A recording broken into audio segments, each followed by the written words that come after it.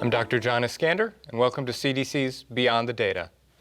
Joining us today is Dr. Howard Spivak, Director of CDC's Division of Violence Prevention. So, Howard, as part of today's grand rounds, I think the central question for many people is, can youth violence be prevented? And the answer is yes, youth violence can be prevented.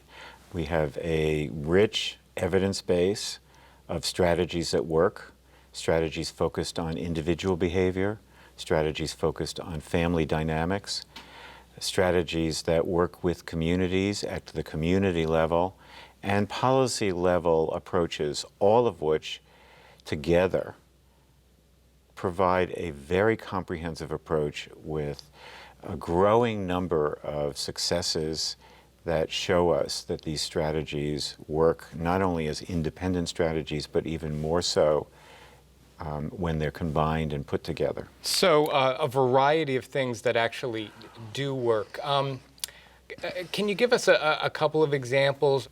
Yeah, I can give you examples at each of those levels. At the individual level, there are approaches that actually provide services. They're often called wraparound services for youth, particularly youth that are having difficulties and need supports of various sorts. Also at the individual level, mentoring is an effective strategy for addressing not only kids who are having difficulty, but also promoting healthier behaviors.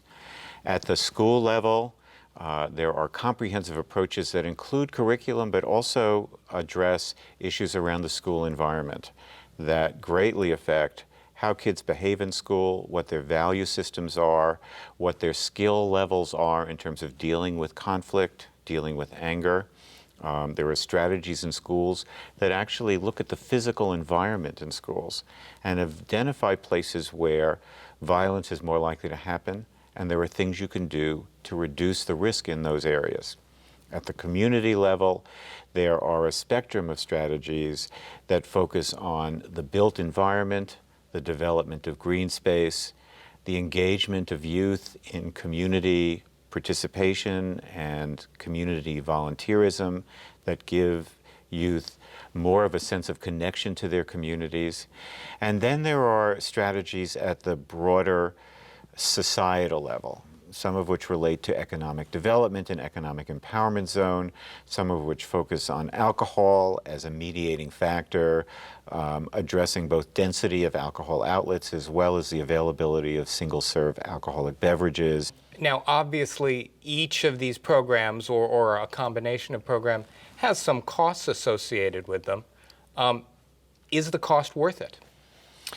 The cost is very much worth it, and there are really two ways to look at this. One of them is that many of these programs have been evaluated for their cost effectiveness, and these programs have been shown to have anywhere from $3 to almost $50 in savings per dollar invested in these programs. So that's the first piece of this.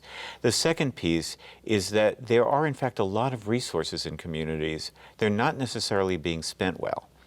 They're often being spent on programs where there is no evidence base, or where, in fact, there's an evidence base that shows that the programs either don't work or, in some cases, actually cause harm.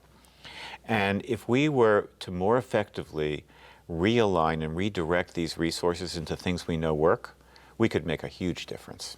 Okay. So I'm thinking of, the average person. Maybe they're not even in the public health field. Maybe they're a parent. Maybe they're a school board member. What can they do in their school, their neighborhood, their community to decrease youth violence? As individuals, providing mentorship for young people would be a great thing that individuals can do.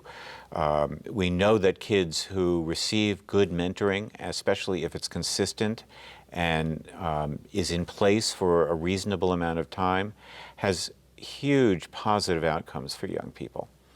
So that's at the individual level. At the parent level, monitoring what your kids are doing, having good, healthy conversations with children about these various issues, modeling good, healthy behavior for kids, because kids learn from what they see. So parents who display healthy conflict resolution skills are teaching their children important lessons about how to deal with conflict and how to deal with anger. And then at a community level, it's working with others in your community to both acknowledge the fact that violence is preventable and that there are in fact things that can be done that are worth the investment of resources at a community level. And really being an advocate for children in your community so that we invest the resources in young people in ways that keep them healthy as opposed to the huge cost of providing services for them once they've gotten into trouble. Thank you very much, Dr. Spivak. Please join us next month for CDC's Beyond the Data.